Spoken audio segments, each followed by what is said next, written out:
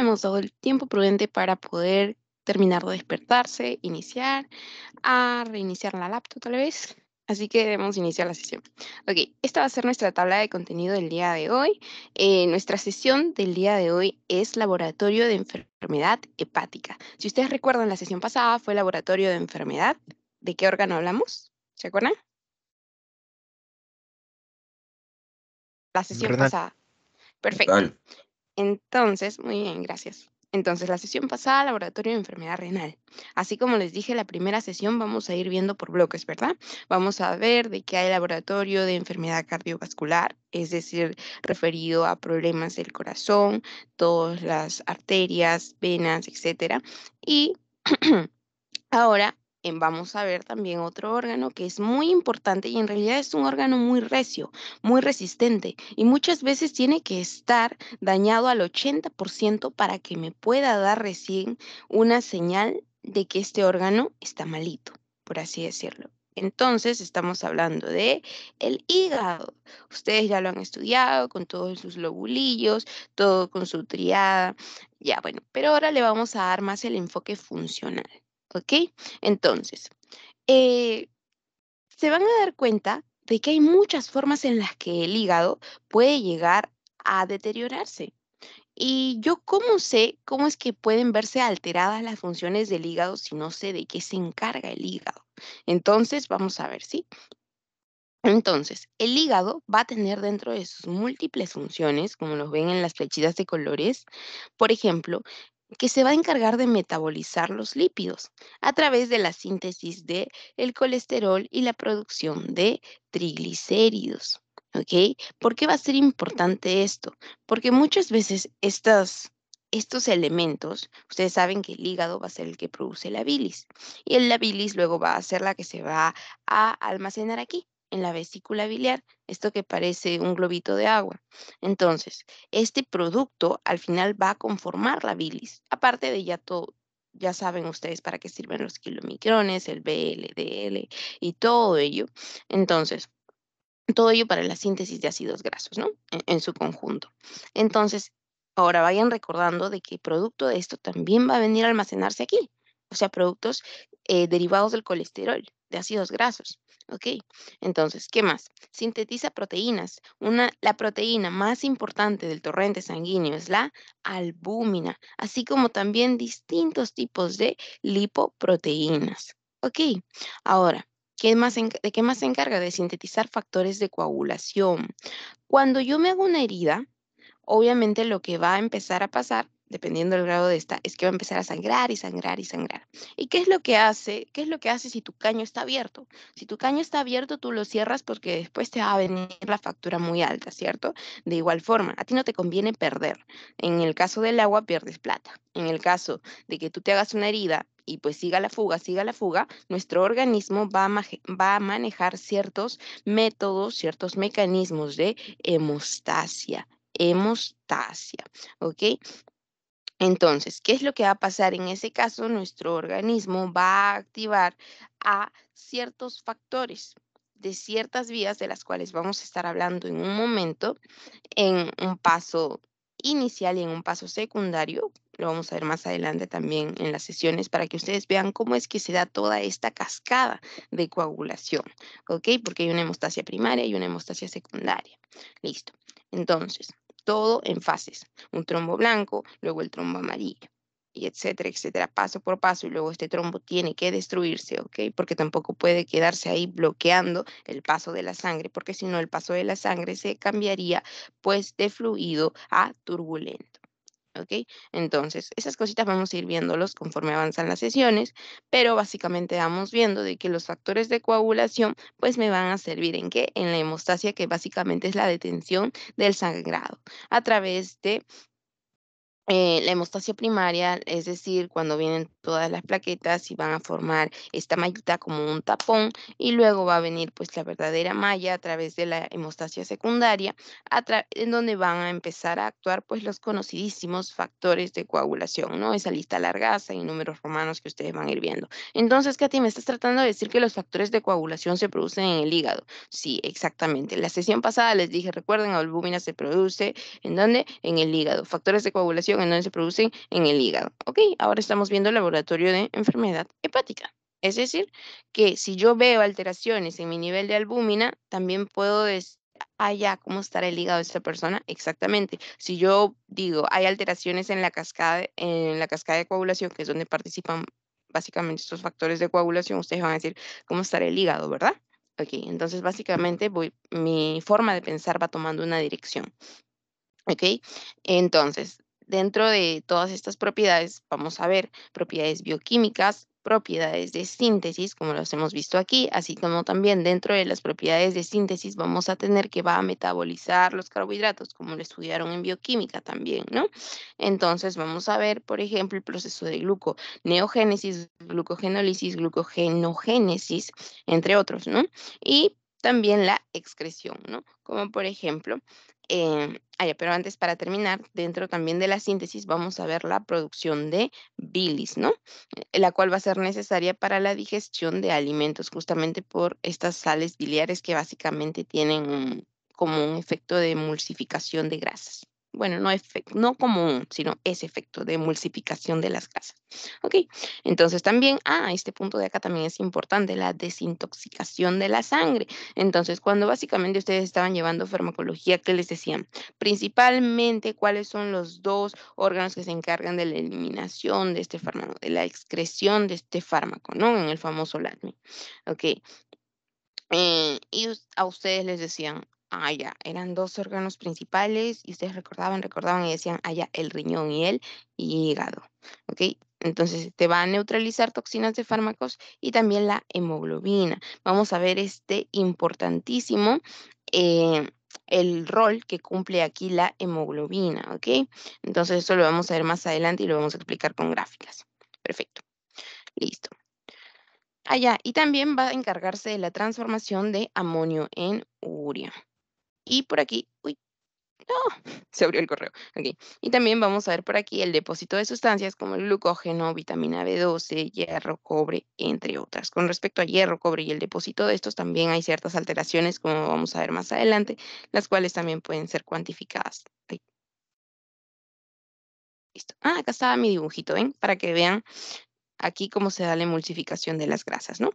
Listo. Entonces, imagínense si este producto de la bilis, como vamos a ver cómo también está conformada la bilis, esta que se encarga de la emulsificación de grasas, este, como decir, ácido, es el que se queda en este proceso de colestasis, es decir, en el que hay una detención del paso, una detención del flujo en los canalículos biliares, como lo vamos a ver más adelante.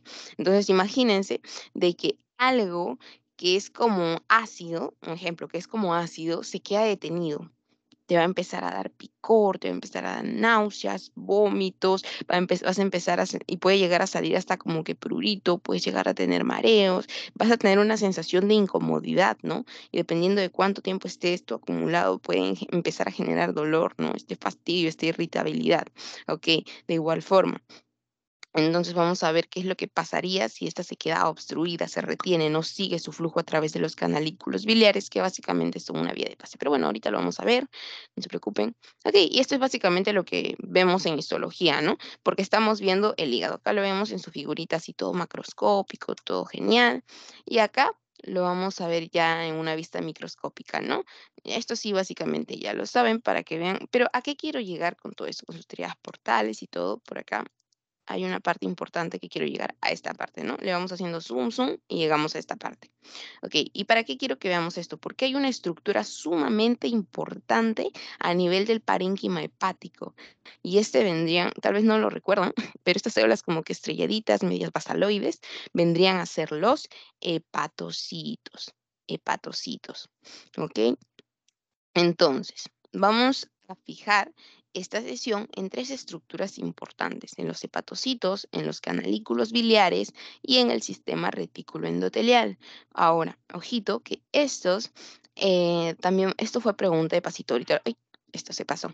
Esto fue pregunta de pasito, ¿no? Ok, en base a estos que ahorita vamos a ir explicando. Ok, entonces, por ejemplo, acá tenemos la célula retículo endotelial, la cual básicamente se va a encargar de la defensa, es decir, participación a nivel inmune, Y acá vamos a tener esta célula que vendría a ser el hepatocito, como lo pueden observar aquí, toda su función con respecto al flujo biliar, porque vamos a ver a qué se dedica este hepatocito, cuál es su negocio, porque se van a dar cuenta, como van a ver más adelante, de que estos hepatocitos forman alrededor del 80% del parénquima hepático, ¿no? Por acá lo pongo, los hepatocitos constituyen alrededor del 80% de la población celular del tejido hepático. Y les voy diciendo de que hay marcadores hepáticos que van a ir siendo soltados por los hepatocitos como signo de alarma, en el que ustedes van a decir, "¡Ah! Los hepatocitos están dañados", simplemente porque van a haber algunos marcadores em, de daño celular a nivel hepático. También hay de daño celular, ¿ok? Hay de daño orgánico, hay de daño celular. Entonces ustedes van a poder tener una dirección, decir, allá es de daño celular, entonces algo está pasando. Hay algo que se está destruyendo, hay algo que se está deteriorando, no está cumpliendo su función, ¿ok? Entonces, los hepatocitos van a ser responsables del metabolismo bioquímico. Habíamos dicho de que tenía funciones bioquímicas, funciones de síntesis, funciones de excreción, ¿ok?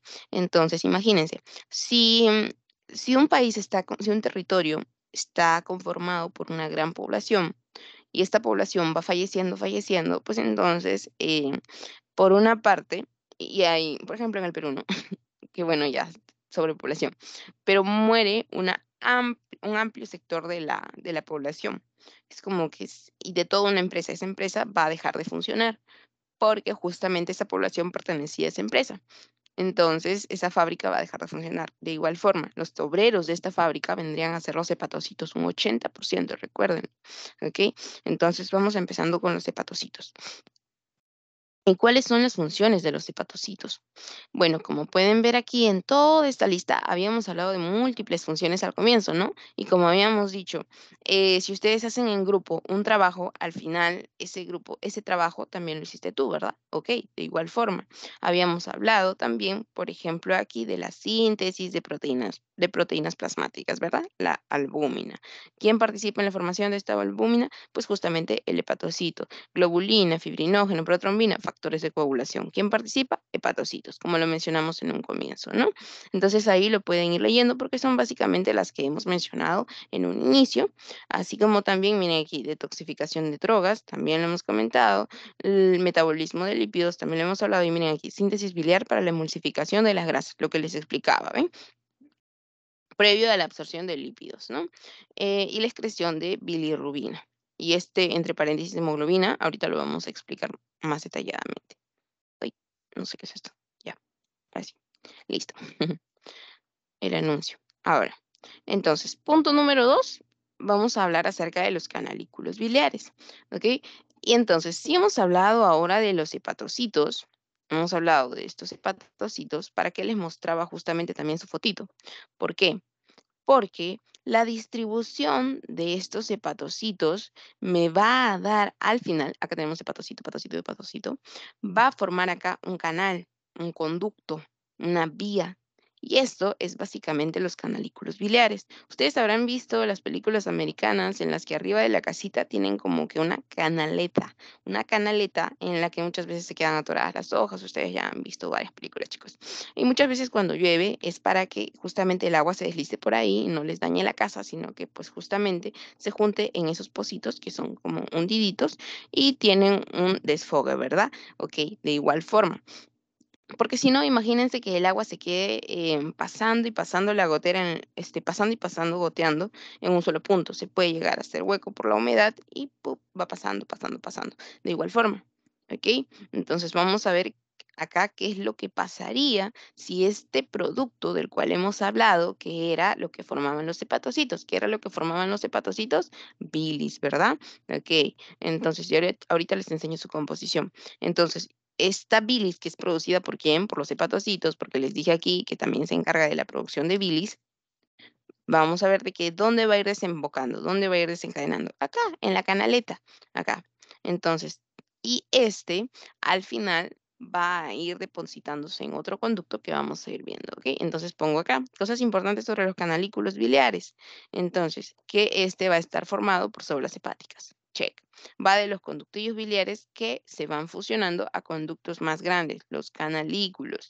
estos de aquí, y luego al conducto biliar común, al colédoco. Y al final el colédoco, ¿dónde va a desembocar? Ustedes recuerdan, junto al conducto de Wistrom o el conducto pancreático, el mismo nombre, en la segunda porción del duodeno, ¿verdad? Ahora, eso no es necesario que lo recuerden, solamente se lo digo a modo de cultura general para que vean de que no se puede quedar estancado ahí, sino tiene que avanzar. Y muchas de las enfermedades se producen justamente por la detención del paso este, por la detención del flujo de este, ¿no? Luego van a ver la tríada de Charcot y muchos otros. El colédoco drena al duodeno, esto era justamente lo que les comentaba, ¿no? La ampolla de Vater. Ya. Ahora aquí, para explicarles más acerca de los canalículos biliares y cómo este puede llegar a obstruirse. ¿Qué es un canalículo? Ay, se me fue el dibujito, ya. Entonces, los canalículos biliares, ¿qué son? Son canales, son vías de paso, son espacios en donde va a pasar ¿qué? Pues justamente, acá les pongo que nos va a servir para la excreción de la bilis desde los hepatocitos. Perfecto.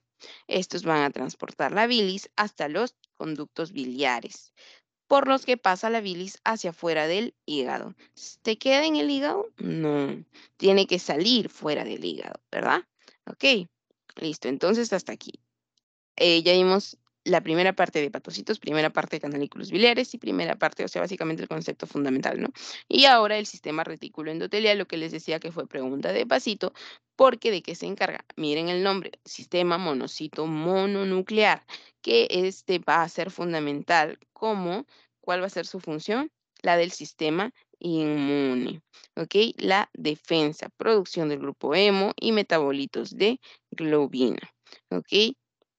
Entonces, como pueden ver en la parte de arriba, el origen de varias células monocíticas, recuerden, retículo endotelial, básicamente defensa, sistema retículo endotelial, sistema monocito macrofágico, eh, que básicamente viene del término de la palabra fagocitosis, fagocitar, cuando hay un elemento extraño, que es lo que hacen las células inmunes, pues lo fagocitan, lo comen, y es como que lo dejan inmóvil dentro de ellos, ¿ok?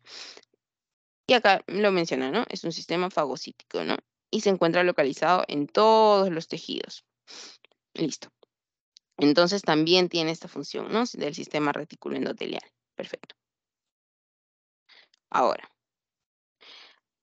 Ahora vamos a pasar a ver las pruebas, dado que ya hemos visto los tres componentes importantes y fundamentales a nivel hepático, ¿no? Entonces, con respecto a las pruebas, número uno, algo que nos tenemos que llevar siempre en la cabecita es de que las pruebas de laboratorio no son diagnósticas. Como su mismo nombre lo dice, es exámenes de ayuda al diagnóstico. Muchas veces sirven a que el clínico corrobore lo que esta persona está pensando que puede tener el paciente. Muchas veces sirve para descartar una enfermedad también. ¿Ok? Entonces, puede resultar positivo a lo que el médico, a lo que el clínico está pensando o negativo a lo que éste se encuentra sospechando ante la sospecha de este, ¿ok? Entonces, y nos va a servir también, ¿no? Para monitorización, para terapia, como lo vamos a ver más adelante. Ok, entonces, ¿cuáles son las limitaciones de todas las pruebas hepáticas? Y en esto sí voy a hacer hincapié porque no quiero que se vayan con la idea de, ok, yo le voy a sacar las pruebas para diagnosticar esto, esto, esto. No, recuérdate que los exámenes de laboratorio quedan en interpretación del clínico, ¿verdad? Ok, entonces, las limitaciones de las pruebas hepáticas, falta de sensibilidad y especificidad. Entonces, ¿qué es lo que pasaría con la sensibilidad? ¿A qué nos habíamos referido con sensibilidad?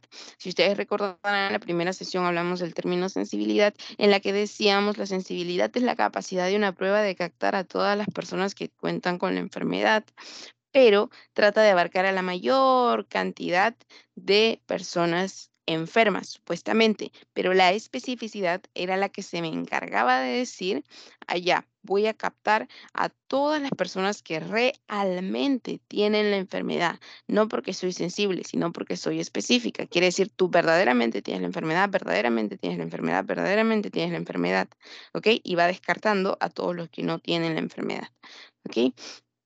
Listo, entonces leemos aquí, falta de sensibilidad, que puede ser normal en ciertas enfermedades del hígado, como la cirrosis, fibrosis portal no cirrótica, la falta de especificidad, ven, por eso es mejor el concepto que les di. Entonces, ¿en qué casos y en qué casos, no? Listo, perfecto. Y acá les pongo un ejemplito, ¿no? Pacientes detectados con trombosis, pacientes detectados como sanos. Esto es especificidad. Aquellos que realmente tienen la enfermedad, es decir, la capacidad de aquellos que están sanos y aquellos que realmente están enfermos. Y sensibilidad, capta a todos, capta a todos, capta a todos, capta a todos los que puede. ¿Ok? Entonces, a una prueba le convendría ser sensible, al tener alta sensibilidad, porque de ese modo podría captar a la mayor cantidad de pacientes que estén presentando esta clase de cuadros compatibles, ¿no? Pero es ahí cuando entra tu especificidad, también con un 98%, por ejemplo, y te dice, no, este paciente no lo tiene, no lo tiene, no lo tiene. ¿Ok? Listo. Como les decía, los exámenes de laboratorio son exámenes de ayuda al diagnóstico. Recuerden que todo es un conjunto, un todo, ¿no? Listo. Los exámenes de laboratorio son parte de un todo. No pueden tener resultados simplemente per se. Necesitan también de la historia clínica completa del examen físico, las pruebas imaginológicas, ¿ok? Y esto ya es en últimos casos, tiene indicaciones específicas. Entonces, las pruebas de función hepática básicamente van a determinar la presencia o ausencia de daño hepático. Y hay pruebas justamente de daño celular a nivel hepático. Principalmente, ¿qué grupo celular compone el hígado?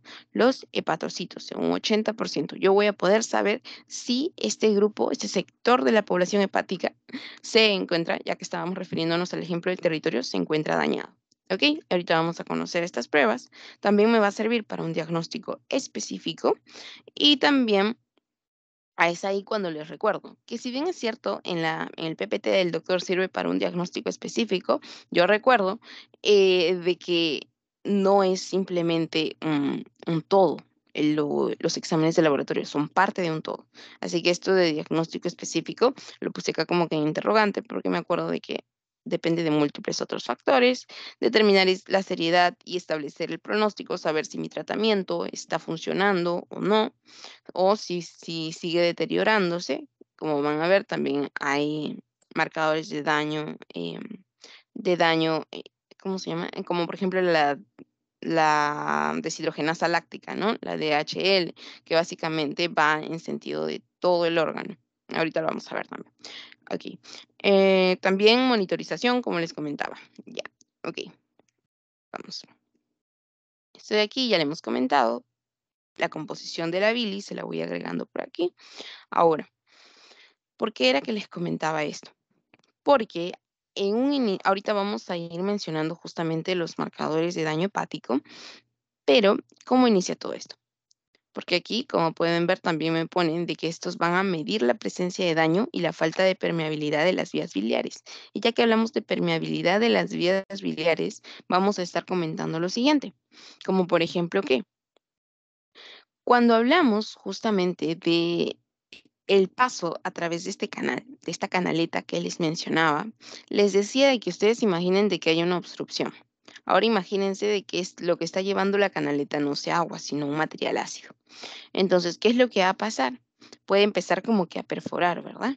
Ok, y a generar distintos síntomas y signos ya no en la canaleta, ¿no? Sino en el paciente, en este caso, llevándolo a un ejemplo de la vida real.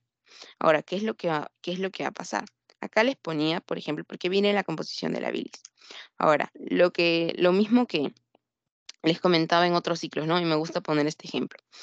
Si ustedes están tomando el corredor o el metropolitano y vienen vienen muchas personas, esto se va a empezar a llenar. Imagínense que estos son los sinusoides y de que acá tenemos también los hepatocitos y tenemos también la bilis que está ahí toda juntita. Entonces, ¿qué es lo que va a pasar? Va a haber una acumulación de esta porque estas puertas están cerradas, no pueden pasar. Por algún u otro motivo están dañados. Y ahora imagínense que es enero, un día caluroso, todos ellos están sudando, transpirando. Y ahora miren, imagínense que ellos empiecen a botar un hedor pero delicioso, ¿verdad? Ya, entonces, ¿qué es lo que va a pasar? No, un aroma muy fuerte. Hay muchas personas que son más sensibles a esto, ¿no? Se prueba de sensibilidad. Hay algunas pruebas de que te van a indicar mucho más rápido de que algo está pasando ahora. Y hay personas a las que les empieza a arder los ojos, empiezan a llorar, empiezan a tener mareos por este olor que están emitiendo estas personas.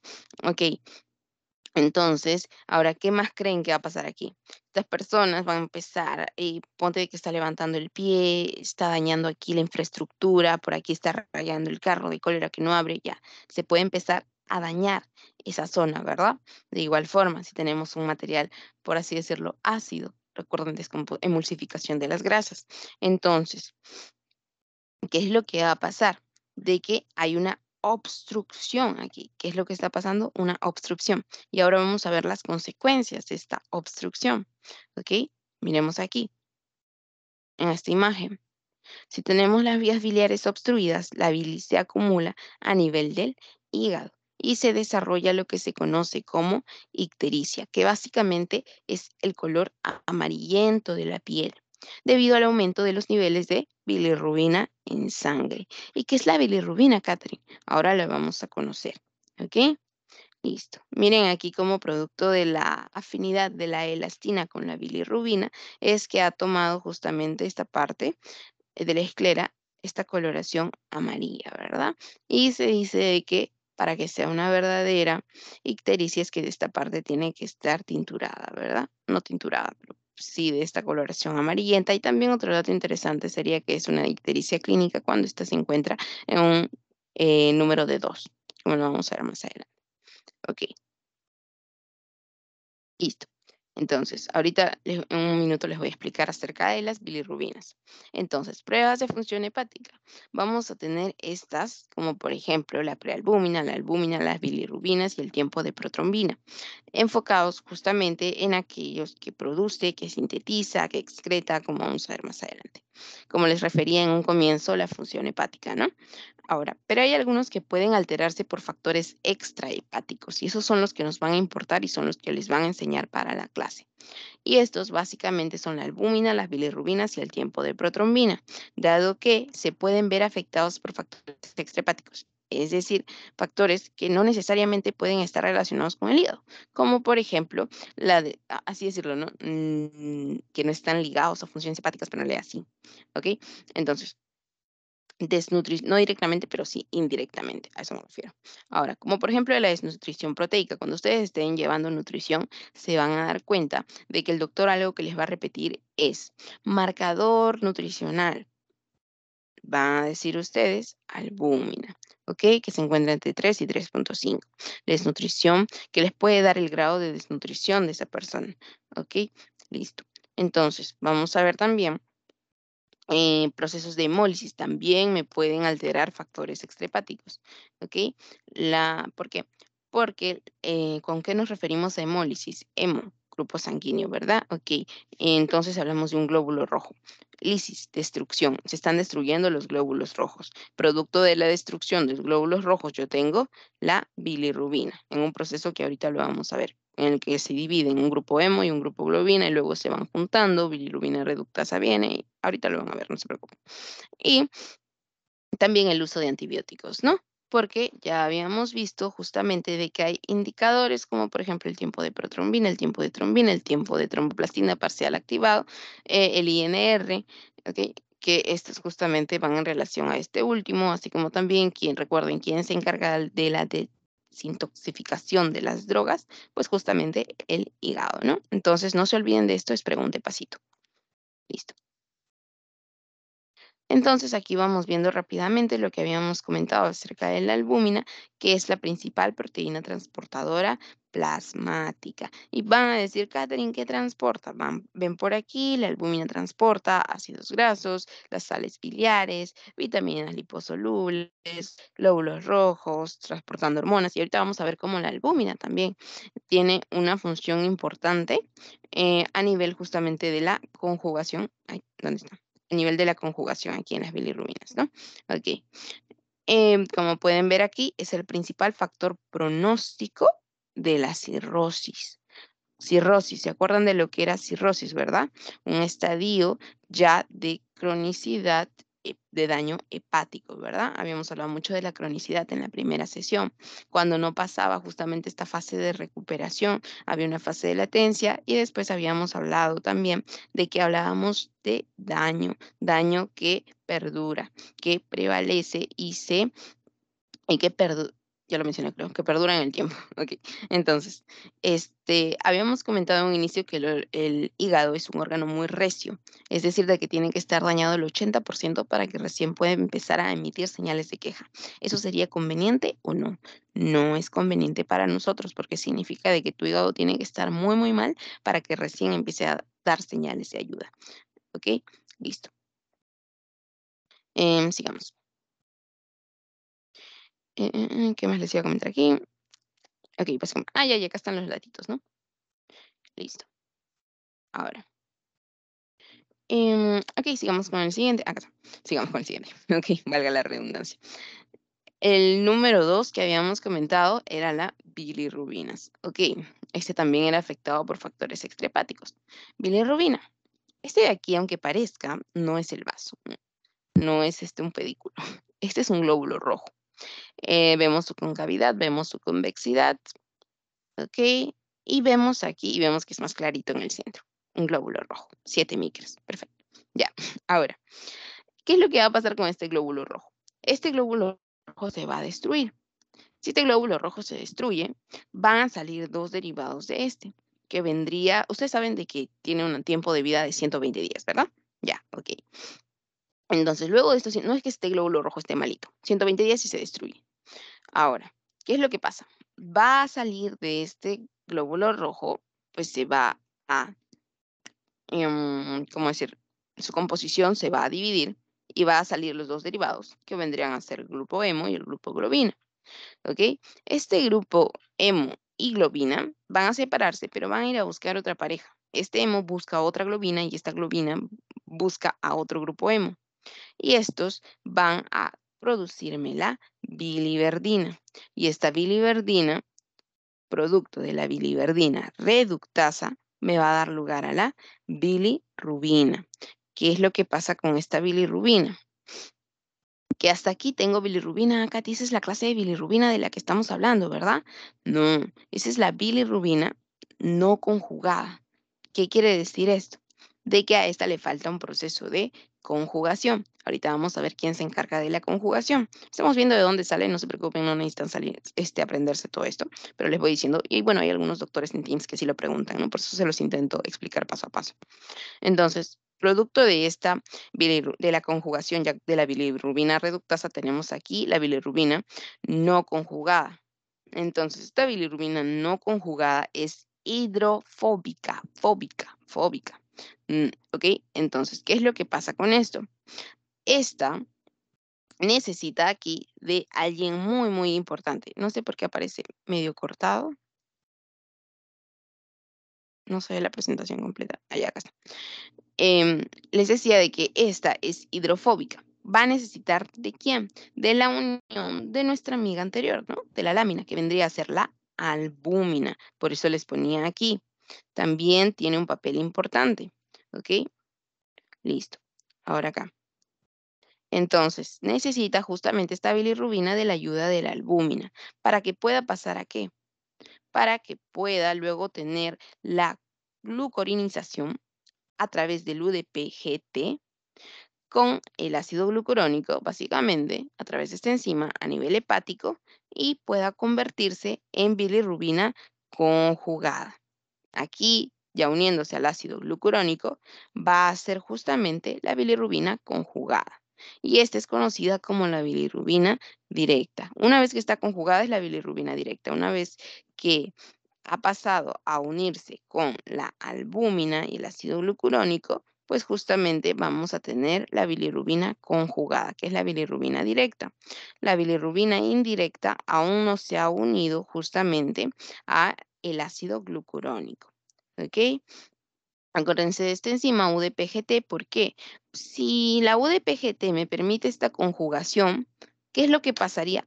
¿Qué es lo que pasaría si yo no tendría esta UDPGT? ¿Me quedo con bilirrubina conjugada o no conjugada? Vamos, ¿qué dicen?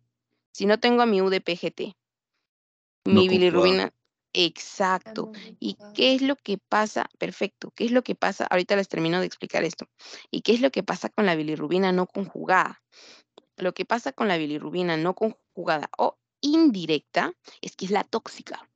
Le pide, lo llama cada rato, le pide salir a pasear, que le pague todas las compras, ya la tóxica. Entonces, ¿qué es lo que pasa con la bilirrubina indirecta? Esta de aquí es tóxica, está unida a la albúmina, sí, pero ¿qué es lo que pasa? Que esta no es excretable por el riñón, no es excretable a vías biliares y por otro lado, sí vamos a tener aquella que no es tóxica, que es la bilirrubina directa. Entonces, esta de aquí directa es la que ya ha pasado este proceso de el proceso de glucuronización en la que viene la UDPGT con el ácido glucurónico y pues ya puede convertirse a directa. ¿Por qué? Porque esta no es tóxica, entonces esta sí, bien, pero la otra es la tóxica, es la indirecta. Entonces, por eso es que necesita justamente pasar a este otro camino, ¿no? Que vendría a ser de la no conjugada a la conjugada. ¿Con quién se conjuga en este lado? Conjugada con el ácido glucurónico. ¿A través de quién? De la UDPGT. Listo. Entonces, ¿qué es lo que pasa? Que hay algunas enfermedades, hay algunas patologías en las que las personas, regresemos, ya, y esta sí es excretable, ¿verdad? Ya, genial. Acá están sus niveles en sangre. Ahora, me quedé acá. Entonces, estas después tienen que ser excretadas. Allá. Pero les iba a dar un ejemplo acá, allá. Entonces, hay personas que no cuentan con justamente alelos de estos genes, entonces hay alteraciones en esta UDPGT, entonces no puede ser conjugada y se quedan acumulando y acumulando su tóxica, ¿no? Su bilirrubina no conjugada. ¿Ok? Y después esta, como se los pongo acá, va a tener dos caminos, ¿no? Puede regresar justamente a la circulación hepática, puede pasar a acción bacteriana, pasando de urobilinógeno a urobilina, que es el pigmento de la orina, o a estercobilina, que es el pigmento de las heces. ¿Ok? Por eso le ven esa coloración. Listo. Esto era lo que les decía, clínica de ictericia, o sea, para que se vea súper notable, como lo vieron en la figurita, con todos los ojos amarillentos del señor. Ok, y ahora aquí, Clara, ahora. Em, ahora aquí están ustedes aprendiendo a patinar, sacaron la miércoles. Y ahora, ¿qué es lo que les había dicho? Si ustedes dejaban el caño abierto, lo cerraban. ¿Qué es lo que pasaba si ustedes empiezan a desangrar? En su organismo se van a despertar unos sensores y van a decir, no, estamos perdiendo sangre, vamos a activar la hemostasia. Y inician justamente a nivel hepático a ser enviados estos y a ser despertados justamente estos, como les había dicho, que se llaman factores de coagulación, ¿no? Que ellos entran a tallar en la segunda fase porque hay una hemostasia secundaria, pero ese es otro tema, literalmente solamente hemostasia, en el que vamos a ver, vamos a aprender más de estos, ¿no? Ok, entonces, básicamente para que sepan, ¿por qué en tema de hígado mencionamos esto? Porque esos son los que se encargan porque estos son los que se encargan justamente de fabricar, porque el hígado se encarga de fabricar, de producir los factores de coagulación, es decir, que también tienen implicancia en la hemostasia, que es básicamente el cese, el parar el sangrado. Listo. Ahora, datos importantes aquí, pues vamos a mencionar de que tenemos aquí los factores de coagulación, el número del factor. em, Señalar que miren aquí, no tenemos factor 6 y por aquí ya. No tenemos factor 6. Y otra cosa que les iba a mencionar es de que todos tienen un nombre, tienen también una forma activa, porque son simógenos, es decir, que necesitan ser activados, pero eso, bueno, no es tanto para este curso, pero otro dato que les iba a dar también, de que hay algunos que son vitamina K dependientes. ¿Qué quiere decir esto? Que ustedes van a consumir un alimento rico en proteína, en vitamina K, proteína K, vitamina K, por ejemplo, no sé, hortalizas, por ejemplo, lechuga, ya. Y esta, por ejemplo, acá dice, no, en verduras. Y esta les va a ceder la tan linda epóxido reductasa, ¿no? La síntesis de esta. Y la epóxido reductasa va a permitir justamente la acción de la vitamina K para que ésta pueda, como ven aquí, dar lugar a ciertos factores de coagulación. a través de un gran proceso, pero no es importante que lo sepan, solamente ustedes tienen que saber de que hay factores vitamina K dependientes que si no hay vitamina K en el sistema, pues no van a poder justamente sintetizarse. Eso es lo que ustedes tienen que recordar, en palabras simples. Y estos van a ser básicamente la proteína C, S, 10, 9, 7 y 2. ¿Cómo lo recuerdo, Katy? Yo les decía siempre a los chicos es qué sucedió en 1972. ¿Ok? Ahora, uy, se fue, ahora sí. ¿Qué sucedió en 1972? ¿Por qué? Porque en esta pregunta, de manera sucinta y escueta, tenemos justamente la memotecnia para 10972 y también proteína S y C. Sucedió. S de proteína S, C, digo de factor S, C, y también vamos a tener el 1 por 10, el 9, el 7, el 2, que básicamente es lo que va a integrar estos factores vitamino K dependientes. ¿Ok? Listo. Como lo pueden ver aquí en el cuadrito también. Perfecto. Si les sirve la memotecnia, bien. Ahora, eh, mm, ¿qué otra cosa? Ya, ok. Ahora, dentro de estos, tal vez han escuchado poco de la proteína S o C. Proteína no, factor. No sé por qué le digo proteína. Factor S o C. Ahora, dentro de toda la lista que les mostré, van a ver algunos que van a ser procoagulantes. Sí, vamos a coagular. O anticoagulantes. No, ya coagulamos mucho, seamos prudentes. No todo es en exceso es bueno. Todo tiene que tener un equilibrio. ¿Ok? Listo. Entonces, vamos a tener, porque no podemos vivir procoagulados ni anticoagulados, porque también se pueden presentar ciertas patologías, como vamos a ver más adelante, ¿no? ¿Qué es lo que pasa, por ejemplo, en las púrpuras en la PTI, la famosa PTI? En la PTI, ¿qué es lo que pasa? En esta hay una alteración justamente de estos factores, tanto coagulantes, anticoagulantes, ¿verdad? Listo. Púrpura trombocitopénica idiopática. Ese era el nombre, PTI. Ya. Ahora, esto era justamente de lo que les hablaba, ¿no? En la hemostasia secundaria, les había hablado de una hemostasia primaria y una hemostasia secundaria.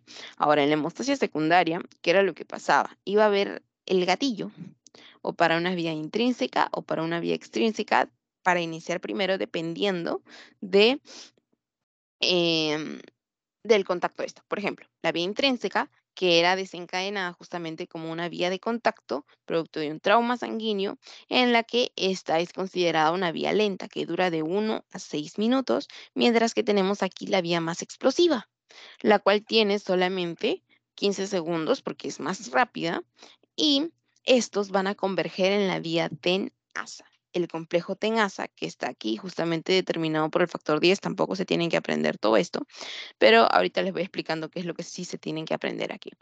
Y esto básicamente va a ser medido por tiempos de coagulación son llamados, y estos son el TTPA y el TP. Y luego vamos a ver qué es más utilizado para fármacos, ¿no? Como el INR. Entonces, el tiempo de tromboplastina parcial activado va a medir la vía intrínseca. Esto se lo tienen que llevar hasta en la sopa, va a ser más preguntado que no sé qué cosa. ¿Ok? El tiempo de tromboplastina parcial activado que tiene un tiempo de duración de 25 a 45 segundos. ¿Qué quiere decir? Si ustedes saben dónde dejaron su celular, ustedes van, lo buscan en ese lugar y lo encuentran. Pero si ustedes no saben dónde dejaron su celular, ustedes se van a poner a buscar, buscar, buscar y se van a demorar más. Si ustedes no tienen celular, se olvidaron de que se los robaron, nunca lo van a encontrar. De igual forma, si ustedes, bueno, no si ustedes, si su organismo en la vía intrínseca no tiene, por ejemplo, por ejemplo, no tiene el factor 10 activado, perdón, si no tiene el factor 9 activado, no se va a poder, no va a poder lugar al factor 10, y si no viene el calcio, si no viene el factor 8, no va a poder dar lugar al factor 10 activado, porque les había dicho que son simógenos, es decir, que necesitan una activación previa. ¿Ok? Entonces, de igual forma, y van en cascada. ¿Qué quiere decir esto? De que si yo no tengo este, no voy a poder tener este. ¿Ok? En ese sentido, si yo no tengo uno de estos elementos, mi vía va a demorar más y eso significa de que el tiempo de coagulación ya se encuentra alterado en este paciente. Y si yo digo, ¿cuál se me alteró? ¿El TTPA o el TP? Si se me alteró el TTPA, yo voy a decir la alteración está en vía intrínseca o en vía extrínseca. ¿Qué dicen ustedes, chicos? Porque es pregunta de pasito. Usualmente te ponen un tiempo y te dicen, ¿cuál está alterado? ¿Vía intrínseca o vía extrínseca? ¿Cuál está alterado? Si yo tengo alterado mi TTPA, ¿está alterada mi vía intrínseca o mi vía extrínseca? Intrínseca. Perfecto. Muy bien, gracias a todos los que están atentos. Exactamente, la vía intrínseca. Ahora, ¿cómo se las ponen más dificilito en los pasitos? Les dicen, por ejemplo, por, em, si no hay factor 10, porque muchas veces hay deficiencia de estos factores por separado, porque cada uno de los factores, como van a estudiar en hematología, tienen un tiempo determinado. Ay, cierto, tengo una lista con todos los valores del laboratorio, se las voy a pasar, me hacen recordar al final, donde tengo también hasta cuánto debe valer cuánto tiempo debe tener cada factor de coagulación, ¿ok? Listo, entonces me hacen recordar al final. Ya, ok. Entonces, muchas veces estos se encuentran en depresión y si se encuentran en depresión, pues más va a demorar esta. ¿Ok? Valga la no redundancia, ahorita les voy a dar un dato extra que el fibrinógeno es el más abundante. Ahora imagínense si el fibrinógeno por acá en la vía común, nos habíamos quedado acá en el complejo TENASA, estos convergen y vamos a tener por aquí protrombina. Ay, allá. Vamos a tener por aquí protrombina que va a activarse a trombina y esta trombina va a pasar el fibrinógeno a fibrina. Algunos dicen que el producto de esta cascada de coagulación vendría a ser pues justamente formar trombina, cuando en realidad el propósito, algunos también dicen de que es formar fibrina, pero al final pues no, ambos caminos, si el que dice que es trombina, pues va a desencadenar la conversión de fibrinógeno a fibrina, termina en fibrina. Y hay personas que dicen que pues es formar fibrina, ¿no? Entonces, luego vamos a ver de qué se encarga esta fibrina, también más adelante. También es justamente parte de este proceso de hemostasia secundaria. Ok, ahorita hasta el momento lo que les importa es conocer los tiempos, porque estamos en laboratorio de enfermedad hepática. Ahora, les ponen, ¿no? Si no está este elemento, ¿a qué vía pertenecería? Allá. Entonces tú tienes que saber qué elementos pertenecen a la vía extrínseca, a la vía intrínseca. Eso sí se los van a preguntar, suelen preguntarlo, por ejemplo, en vía extrínseca de la coagulación, el 1, 2, 5, 7, 10, por ejemplo. Ahora, habíamos hablado de la vía intrínseca. Vía extrínseca, ¿cuánto tiempo? De 10 a 14 segundos, ¿ok? Listo. Acá les pongo un resumen chiquito, resumen chiquito. Ya, en fin, las pruebas clásicas son el tiempo de tromboplastina parcial activado o TTPA, que mide qué vía intrínseca. Yo tenía una mnemotecnia que era como, ay, que siempre se las decía a los chicos, no sé si les sirve a ustedes, vía intrínseca, habíamos comentado de que cuando tú quieres llegar como que al corazón de alguien, te vas más adentro, ¿verdad? Más intrínseco, algo más profundo. Entonces, si tú quieres llegar más lejos, tienes que tomarte más tiempo. Entonces, 25, 45 segundos, un tiempo más prolongado. Y la vía extrínseca, es algo más superficial, va a pasar rápido, de 10 a 14 segundos más rápido. ¿Ok? Es algo superficial. Esa es la mnemotecnia, no lo vayan a confundir. Ok, entonces ya tenemos aquí vía intrínseca, vía extrínseca, medido por el tiempo de protrombina, y el tiempo de trombina que va a medir la vía común. Ok, ahora vamos a ver. Y el INR, que es básicamente el tiempo de protrombina del paciente sobre el tiempo de protrombina del laboratorio de referencia, ¿no? Y miren, si está prolongado significa que están fallando los factores vitamino K dependientes, que ya habíamos dicho que era nuestra hemotecnia para justamente recordar el factor S, C, así como también el 10, 9, 7 y 2. Entonces, aquí, déjenme ver la hora. Uy, ya, es aquí donde viene la división, ¿verdad? Uy, se fue. Siguen viendo mi pantalla, ¿verdad? Sí, sí se ve. Listo, gracias. Entonces es aquí donde viene esta división, ¿verdad? Ahora, vamos a ver aquellos que evalúan la síntesis proteica, vamos a ver aquellas que me dicen hay daño celular, vamos a ver aquellas que me van indicando un proceso en específico, ¿verdad? O que me dan una idea. Ok, pruebas que evalúan la síntesis proteica, no se preocupen, vamos a tratar de buscar los puntos más importantes, como por ejemplo aquí. Mm, mm, mm. Evalúan la síntesis proteica. Habíamos dicho, en, en los elementos que se encargaban de la síntesis proteica, teníamos a quién, a la albúmina. Habíamos dicho, sí, este tiene participación en la síntesis proteica. Ok, estaba dentro de sus funciones. Esta es una proteína de síntesis hepática. Bien. Ahora, ¿qué es lo que me va a importar aquí? Que su síntesis depende de qué. Vamos a ver de funciones hepatocelulares, ya del aporte de aminoácidos, de proteínas oncóticas, ok, pero en realidad debo ir a lo más importante porque así me voy a encontrar múltiple información, como por ejemplo que en laboratorio yo tengo que fijarme, número uno, el valor normal de esta. Número dos, ante qué sufre disminuciones y ante qué sufre aumentos, porque si no, voy a encontrarme mucha información, ¿ok? Entonces, por ejemplo, ¿cuándo se va a ver disminuida? Disminuye en insuficiencia hepatocelular. ¿Ok? Hay alteración a nivel de los hepatocitos. Hepatocelular. Células hepáticas, hepatocitos. 80% del parénquima. Síndrome nefrótico, quemadura, enteropatías o aumento del catabolismo proteico. ¿Ok? Tiene que ver con las proteínas. Me quedo con estos dos últimos, ¿no? En el caso de insuficiencia, o sea, no está trabajando bien. Disminuye progresivamente en hepatopatías crónicas como en cirrosis. Ah, sí, cirrosis, esta enfermedad crónica que perdura, ¿verdad? Y que ya muchas veces, en la que muchas veces ya estamos hablando de un estado ya más dañado. ¿Ok? ¿De qué estructura? Pues del hígado. Uso marcador pronóstico en cirrosis, o sea, me sirve básicamente para esto. Y de igual forma vamos trabajando con todos ellos, ¿no? Viendo justamente en qué le puedo dar uso, de qué me da información, de dónde viene. Muchas veces si tú sabes de dónde viene, ya sabes cómo es que se puede dañar y qué función se puede dañar. Ustedes ya saben que los hepatocitos, por ejemplo, son los que justamente me van a estar drenando la bilis en el canalículo biliar. Ya saben que el canalículo biliar va a estar conformado por un canal subsecuente de hepatocitos. Entonces ustedes ya se pueden ir dando cuenta, ¿verdad? Listo. Y a eso me refería con saber, como decir, de dónde vengo, a dónde voy. Muy bien. Pero me dice aquí que la albúmina no es útil en enfermedades agudas. Pero si hace un segundo me dijiste de que era bueno para, por ejemplo, detectar cirrosis.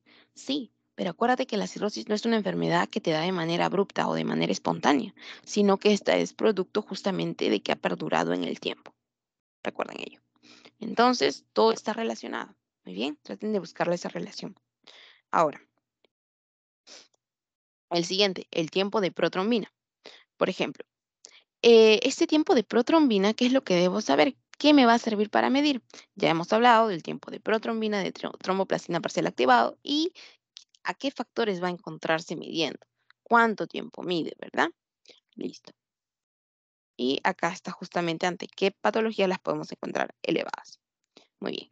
Ahora sí, ojito, que vendría a ser transaminasas. En este punto debemos ver de que aquí vamos a estar hablando de integridad hepatocelular. Y hay dos puntos importantes que los van a perseguir toda su vida y dos siglas de las que se van a confundir miles de veces. Escríbanla, no sé, pónganse ahí un post-it cuando estén en sus teams. ¿Por qué? Porque vamos a tener justamente dos nombrecitos tanto para la ALT o para la AST. ¿Ok? El nombre está en español y en inglés. Entonces, tenemos la alanina aminotransferasa o ALT o TGP, transaminasa glutámico pirúvica. Mientras que por acá tenemos la TGO o AST, aspartato aminotransferasa, este es alanino, este es aspartato, AS, AL. ¿Por qué? Porque se suelen confundir. Y esta de aquí, TGO, es la transaminasa oxalacética.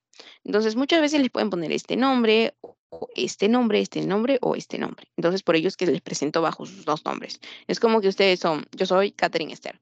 Me pueden decir Catherine o me pueden decir Esther. Uno de estos es la traducción al español. Digo, traducción del inglés al español. ¿Ok? Ahora, ¿qué podemos ver aquí? De que estos, al ser enzimas que me van a determinar la integridad hepatocelular, estos pueden ser específicos que vienen justamente de parénquima hepático, pero también tienen el otro lado, la otra cara de la moneda, que también pueden venir de músculo cardíaco o de músculo esquelético. Entonces, si yo quiero determinar la integridad hepatocelular, ¿cuál me va a servir más? ¿Aquel que viene del mismo parénquima hepático o aquel que viene de otro lado a tratar de darme información acerca del hígado? Pues obviamente aquel que viene del parénquima hepático, ¿verdad? Entonces este vendría a ser una prueba hepato específica porque netamente estamos hablando de parénquima hepático, sin embargo, esta aspartato aminotransferasa también nos va a servir. Acá tenemos justamente los valores normales Aquí, como pueden ver, de 5,37, de 10 a 41, unidades internacionales por litro, que van a medir justamente la presencia del daño, la falta de permeabilidad de las vías biliares. Por eso les hablaba tanto de justamente estas vías biliares. Falta de permeabilidad igual a bloqueo, por ejemplo. Entonces, entonces, si hay una obstrucción, si hay una falta de flujo, se van a elevar mis transaminasas, como la ALT, la AST. ¿Ok? Muy bien. Ahora, hay otra, así como hay algunas específicas, hay otra. Ojo, que no quiero decir que esta no me sirva. Ambas me sirven. Usualmente se las dan como juntitas. Tal valor es ese, tal valor es el otro. Ya. Ahora, así como hablábamos de pruebas hepatoespecíficas, tenemos aquellas pruebas que no son tan específicas, sino también se daña el corazón y esto también se puede elevar. Se daña el tejido muscular y también se puede elevar. ¿Ok? Por ejemplo, la deshidrogenasa láctica o la DHL, que básicamente se va a elevar ante daño de tejidos. Y esto va a depender del tipo de la isoenzima que se eleve, porque hay del 1 al 5, para el hígado, para el músculo cardíaco, para el riñón, para los eritrocitos, muchos otros. Por eso esta es poco específica, porque es ampliamente encontrada. ¿Ok? Listo. Oye, por eso acá te pone, es útil, pero ya cuando está combinada con otras pruebas hepáticas, porque si yo lo combino esto con otra prueba, entonces yo puedo decir, ah, ya, sí es daño hepático, porque la deshidrogenasa láctica está elevada y el laboratorio hepático se encuentra también anormal, algo está pasando en el hígado. ¿Ok? Y de esa forma van sacando como que su propia línea, ¿verdad? Ahora, pruebas indicadoras de colistasis. Entonces ya hemos hablado también, entonces ya hemos segmentado un poco de cómo es que entendemos qué parte está dañada, ¿verdad? Ahora, pruebas indicadoras de colistasis. Colistasis, ¿qué es la colistasis? Vendría a ser la detención, por acá se les pongo, la detención del flujo de bilis hacia el duodeno. Entonces, porque les había dicho todo el recorrido, ¿verdad? Ok. Entonces, indicadores de colistasis, de alteración del flujo biliar. Y aquí me va a servir bastante justamente la fosfatasa alcalina. Y acá tienen sus siglas, FA o ALP, también, su nombre en inglés. Entonces, aquí vamos viendo un poco acerca de esta. Lo que nos importaría saber aquí, ¿cómo es que me va a decir justamente y cómo va a ser fidedigno de que sí, hay una detención del flujo de bilis hacia el duodeno? Ahora yo les digo, ¿qué hay, por ejemplo, en las pistas que le dice a los carros que paren o que avancen? El semáforo, ¿verdad? De igual forma, esta prueba va a ser como el semáforo, porque miren aquí se encuentra ubicado en la membrana canalicular. ¿Dónde se encuentra el semáforo para hacer esto? En las pistas, en las carreteras. Ok, entonces, de igual forma, esta la vamos a ubicar, que es este puntito verde, la vamos a encontrar a nivel de la membrana canalicular. Recuerden de que justamente tenían como que una forma basaloide y luego iban a tener un conducto por el que iban a estar drenando la bilis. ¿Ok? Entonces, y esto va a estar en relación a qué? A la membrana canalicular, el punto verde. Entonces, la membrana canalicular del canalículo, del que habíamos estado hablando, por donde va a fluir la bilis.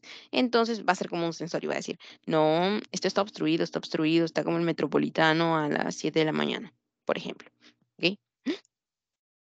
Parece que se desconectó el Teams. Allá, sigamos. Listo. Ahora, pruebas indicadoras de colestasis, también vamos a tener, por ejemplo, a la gamma-glutamil transpeptidasa o GG3 o GGT, que me va a dar justamente este patrón colestásico y también se puede elevar en hepatitis alcohólica. Em, ok, ¿dónde lo vamos a encontrar? Miren, enzima microsomal unida a membrana del epitelio biliar, es decir, los ductos pequeños y en los hepatocitos. Si está en ductos, si está en los hepatocitos, ya, marcadas. Ok, entonces vamos a ver aquí por los colorcitos, ¿no? Nos guiamos un poquito. Indicador sensible de desorden hepático. Algo está pasando. Sensible. Apenas hay una alteración, se eleva. Ok. Y también es inducida por muchos medicamentos y toxinas, ¿no? Entonces, por ello es importante acompañado de la clínica. Ok. Esto es básicamente lo que hemos estado viendo. Ya hemos mencionado las bilirrubinas, la fosfatasa alcalina. Y, si no me equivoco, por aquí tenía algo importantísimo sobre la... ya. A esta parte quiero llegar. ¿Por qué? Porque hace un segundo hablamos de indicadores de colestasis. Y hablamos de GGT y la la alcatasa alcalina, perdón, la fosfatasa alcalina y también habíamos hablado, alcalasa alcalina, la fosfatasa alcalina y también la GGT, ¿no? La gamma glutamil transpeptidasa. Ok, entonces, ¿qué es lo que va a pasar? Miremos aquí. Valores de referencia normales de la fosfatasa alcalina de 40 a 130. Miren, pero acá hay una cosita muy importante, que yo tengo que determinar si de verdad la fosfatasa alcalina y la GGT están elevados debido al motivo que yo estoy sospechando. Por ejemplo, si hay un aumento de fosfatasa alcalina que es de origen del tracto biliar, se debe medir junto a la GGT, la gamma glutamil transpeptidasa, y esta debe estar elevada para yo poder determinar justamente el origen colestásico, ¿ok? Para yo decir si esto viene de la causa que yo estoy pensando. Si la GGT es normal, la fosfatasa alcalina no es de origen hepático, porque la obstrucción no está a ese nivel, porque recuerden que la GGT sí vendría a ser específica. Bueno, al menos más específica que la fosfatasa alcalina. Entonces, la fosfatasa alcalina habíamos dicho de que esta tiene que estar tanto elevada como la GGT elevada también para que yo pueda sospechar de este patrón colestásico, ¿no? Entonces, estas deben ir a la par. Ok. Miren aquí, aumento en enfermedades hepatobiliares y en síndromes de colestasis. Muy bien, listo. Si es de origen hepático, se mide también la GGTP. Entonces, por eso teníamos que mencionar las dos en simultáneo. Perfecto. Entonces, hemos visto patrones de colestasis, de integridad celular, de integridad hepatocelular. Ahora acá. Principales causas de enfermedad hepática. Vamos a ver en casos de necrosis celular o un patrón citolítico o patrón citolítico, ¿no? Citocelular, lítico, destrucción. Entonces, destrucción celular también. Entonces, vamos a ver dentro de estos las principales causas de enfermedad, como hay causas agudas, hay causas crónicas. Uy, déjame verla ahora. Ya, vamos avanzando. Em, Hay causas agudas, hay causas crónicas. Dentro de las causas agudas tenemos a los distintos tipos de hepatitis viral, tóxica, alcohólica, necrosis isquémica y tenemos causas crónicas, ¿no? Hepatitis crónica activa, porque recordemos que los virus de la hepatitis pues son hepatotróficos, les encanta el hígado, tienen afinidad por el hígado. ¿Ok? Y cronicidad, pues ya hablamos de cirrosis. También hay una hepatitis autoinmune. Entonces, las pruebas que me ayudan a detectar la necrosis celular son las aminotransferasas, como por ejemplo, ¿cuáles? Aminotransferasas ALT y AST. ¿Ok? Y la deshidrogenasa láctica. Porque acuérdense de que estas tenían que ser, o sea, la DHL, la deshidrogenasa láctica, para ver si algo realmente se encuentra dañado, yo tenía que ir a la par con otro elemento también del laboratorio hepático, ¿verdad? Para corroborar este dato. Ok, sigamos. Estas son las transaminasas de las cuales les había comentado, la AST, la ALT. Si ustedes le dicen cuáles son las transaminasas, no se asusten, les están preguntando por la ALT y la ACT, o TGP, TGO. Ok, y estos son indicadores sensibles de citólisis o daño de células hepáticas. Por ello los habíamos mencionado en integridad hepatocelular. Listo. Ahora acá, mencionemos de estas cuál era la hepatoespecífica. Si ustedes recordarán, les hablé de una que venía de otro lado a hablarme sobre el hígado y había que una sí era hepatoespecífica. Miremos aquí. Entonces hay una que la podemos encontrar a nivel de hepatocitos, corazón, músculo esquelético y riñón, la AST. Pero la ALT era sí la que me hablaba de hepatoespecificidad, ¿no? Listo. Entonces básicamente estamos hablando de un aumento de transaminasas, lesión celular. ¿Ok? Y si hablamos de aumento de transaminasas y también un aumento de la DHL, pues ya estamos hablando de un daño mucho más grave, ¿verdad? Listo. Muy bien, sigamos. De esto ya hablamos. De esto ya hablamos. Ah, no, colestasis. Esto lo van a ver más en medicina. Por ejemplo, habíamos dicho colestasis producto de una obstrucción, ¿no? Por ejemplo, solamente rápidamente les voy a mencionar esto. Ya, por ejemplo, esto me parece bastante como ejemplificado, ¿no? Habíamos hablado de que colistasis era un proceso de detención del flujo de obstrucción. ¿Qué creen que puede pasar para que algo se obstruya? Si un camión viene y se me cruza adelante y yo estoy conduciendo, yo no puedo pasar, ¿verdad? Si quiero, si quiero manejar, no puedo. Entonces, ¿qué es lo que va a pasar? De igual forma, si el flujo biliar quiere pasar, la bilis no va a poder pasar. ¿Por qué? Porque el camión lo está obstruyendo. Por ejemplo, en las causas extrínsecas, que van a restringir la salida, como cálculo, un tumor. no va a permitir justamente el paso de este, ¿ok? Y en el caso de los cálculos, pues depende de cómo este se encuentre. Tenemos los procesos de litotripsia, por ejemplo, ¿no? En el que se encargan de hacerlo chiquitito, chiquitito, y vuelve a pasar el flujo. De este ya hemos hablado también, como es importante, de que y también tenemos los valores normales puestos ahí, allá. Y ahora en esta última parte, iniciamos 8:05, nos pasamos 6 minutos, ya, unos minutitos más. Ya terminamos, no se preocupen. Entonces, aquí, con respecto a las bilirrubinas, es importante que les mencione lo siguiente, porque después me empiezan a escribir y me dicen de dónde sale esto. Entonces, las bilirrubinas totales tienen un valor de 0.1 a 1.1. La bilirrubina indirecta es la no conjugada. La directa es la conjugada. Si yo sumo las dos, ojo, si yo sumo las dos, tengo la bilirrubina total. Si a mí me dan el valor de la bilirrubina indirecta y me dan la bilirrubina total, puedo sacar la bilirrubina directa. Si a mí me dan la bilirrubina total y la bilirrubina directa, puedo sacar la bilirrubina indirecta. No es multiplicación, división, nada. Es solo suma y resta. Sumo indirecta más directa, me da la total. Si me dan la total y la indirecta, resto y tengo la directa. ¿Ok? Entonces, muchas veces me dicen, no me han dado la bilirrubina indirecta. Y yo también estaba así cuando llegaba al laboratorio. Decía, porque no me dijeron cómo se sacaba. Entonces, yo les estoy diciendo, muchas veces ahí les dan la total y la indirecta para trolearlos. Y ustedes están como que, ¿y de dónde saco la directa? Resta. Porque recuerda de que la bilirrubina total es la suma de la indirecta con la directa. ¿Ok? Ahora, esto también lo van a ver como que más en medicina, pero se los pongo porque tengo que llegar a explicarles algo importante. Entonces, dentro de la clasificación de las ictericias, tenemos que hay aquellas que van a ser por aumento de la bilirrubina no conjugada o indirecta o por aumento de la bilirrubina conjugada, ¿ok? O directa. Muy bien. Entonces, aquí tenemos una causa que vendría a ser aumento de la producción de bilirrubina, hemólisis, eritropoyesis, ¿por qué? Porque son procesos de destrucción de glóbulos rojos. Si se destruyen los glóbulos rojos va a haber una mayor formación de esta. Ok, genial. Ahora, alteración de la conjugación de bilirrubina, como por ejemplo en la enfermedad de Gilbert y en la enfermedad de Kliger-Nager.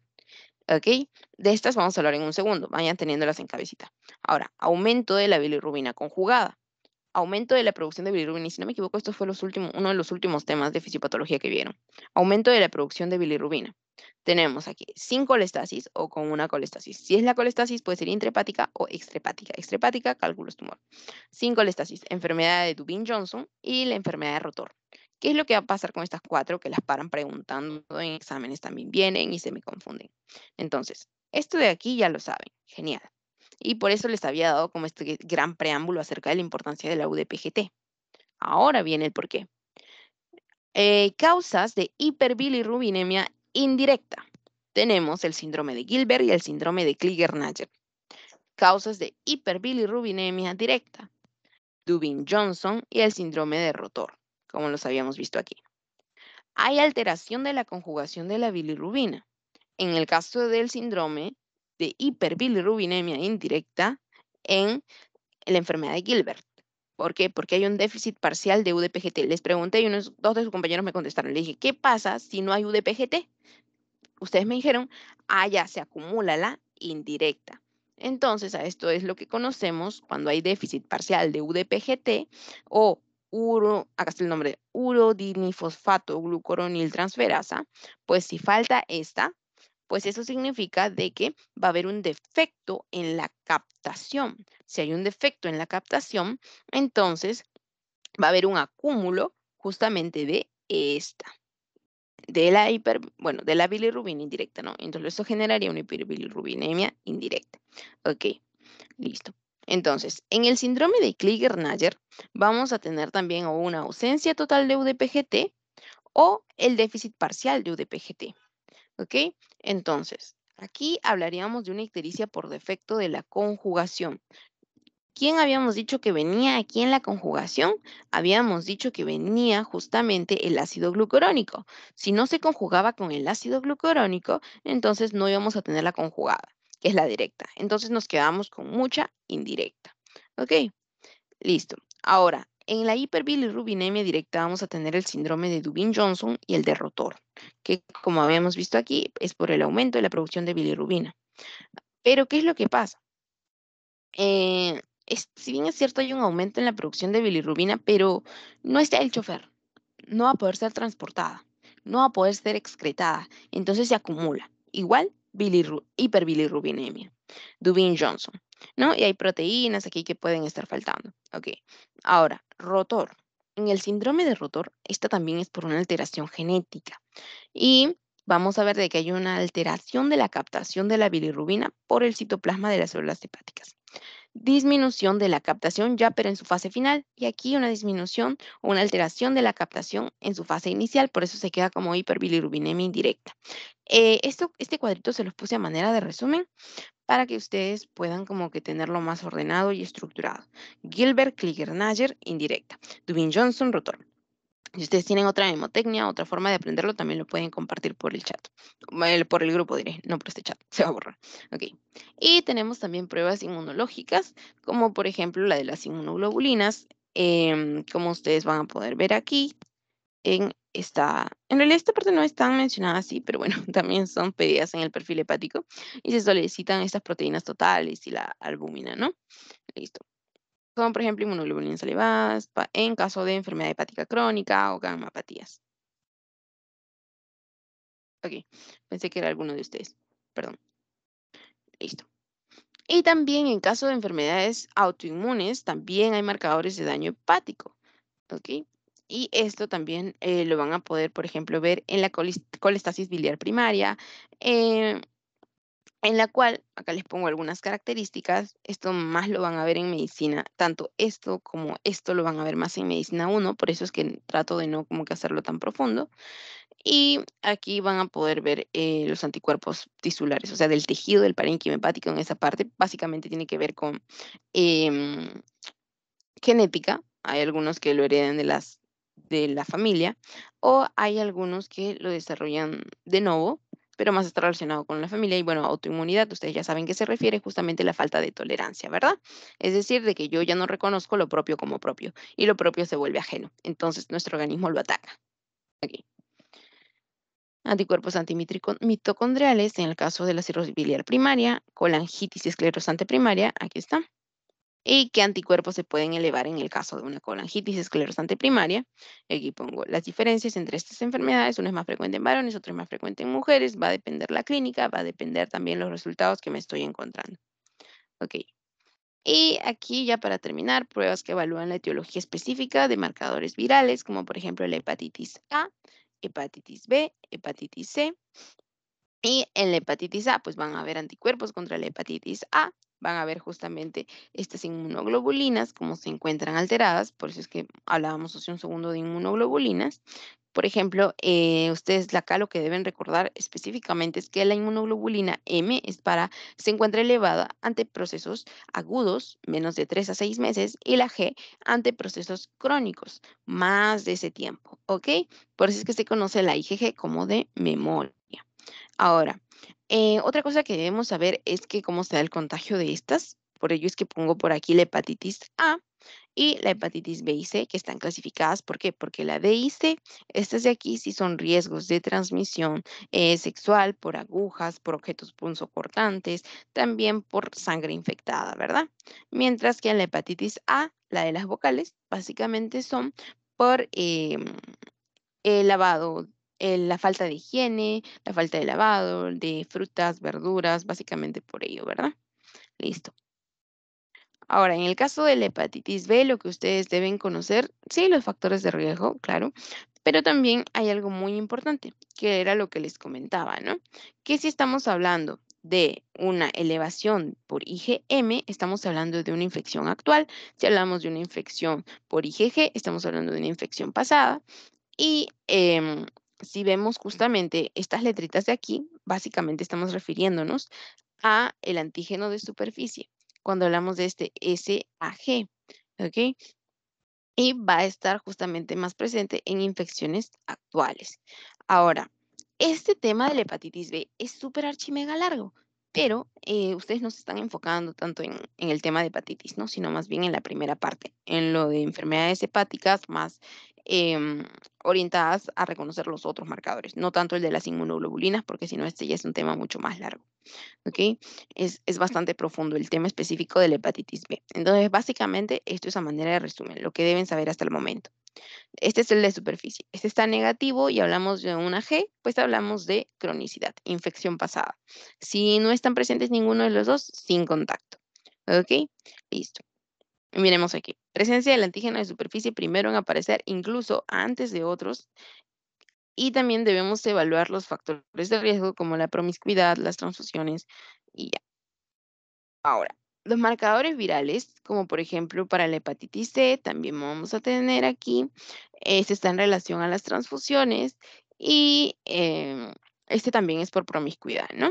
Al comienzo no presenta sintomatología y también me puede dar, ay, por acá les pongo un resumen de los marcadores. Elevación de, acá también les pongo los marcadores, ¿no? En caso de hepatitis A, B, C. Listo. Y este era justamente del que hablábamos, ¿no? Por acá. Listo.